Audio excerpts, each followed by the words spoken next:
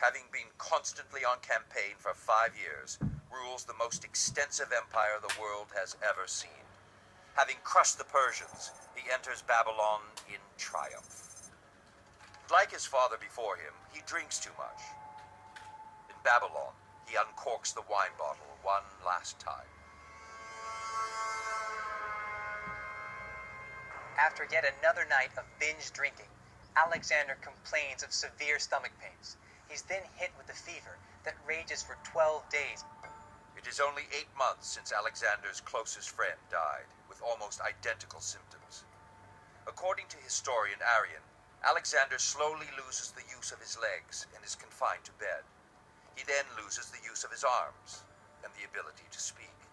Symptoms which point to what doctors call ascending paralysis. Just a few days short of his 33rd birthday, in 323 BC, the greatest conqueror the world has ever known dies. Emergency room physician Rahim Vallani has narrowed down the cause of Alexander's death. Despite what seemed like symptoms of malaria, Dr. Vallani now believes there's a more likely explanation.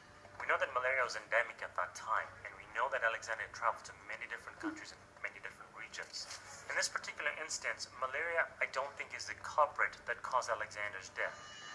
What I would conclude is Alexander died from typhoid fever, given his symptoms that fit classically with this presentation.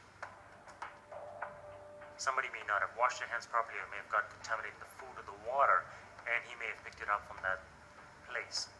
In this particular situation, typhoid fever is associated with an ascending paralysis. What happens with the bacteria is it gets into your bloodstream and causes an overwhelming sepsis response. Your blood vessels dilate, you lose your blood pressure, you become comatose, and you die from the infection itself. It is said that on his deathbed, when asked who should the empire pass to, Alexander says, "To the strongest."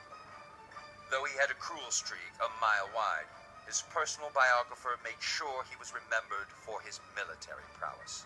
That's why, over 2,000 years later, he's still known as Alexander the Great.